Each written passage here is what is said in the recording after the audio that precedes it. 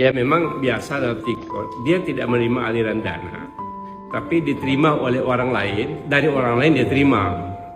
Biasa yang begitu. Tapi kalau dua-duanya tidak ada, bukan Tipikor, tidak ada kejahatan di sana. Jadi tidak ada kejahatan di sana. Apakah Tom Lembong melakukan kejahatan? Kayak itu pertanyaan pokok. Nah ternyata setelah saya mendengar di persidangan yang masih dalam proses ini, bahwa yang dipersoalkan adalah kebijakan Tom Lembong selaku menteri. Yang kita tahu siapapun yang jadi menteri, dia punya kebijakan. Dan ada kewenangan dalam lingkup kebijakannya. Dan kebijakannya itu biasanya selalu dalam dua kepentingan. Satu, kepentingan nasional, kepentingan negara, dan kepentingan rakyat. Nah, ada problem di sana. Kalau tidak untuk kepentingan negara, tidak untuk kepentingan rakyat, tapi ada kepentingan pribadi atau kelompoknya.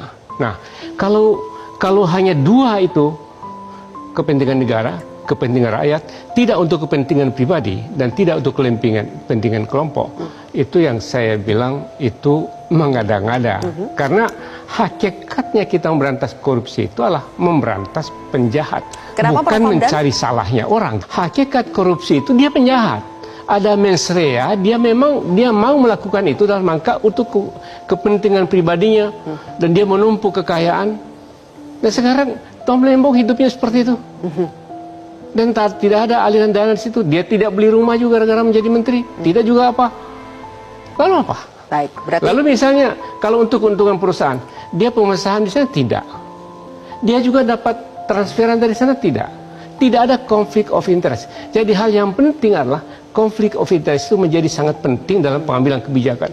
Kalau semua jernih, murni, tidak ada konflik of interest, orang lain untung, yang untungnya sebagai perusahaan. Sehingga menurut Prof. Hamdan ini sama dengan bukan kasus Tipikor. Bukan. Jadi harus selesaikan dulu masalah administrasi sebenarnya. Oke.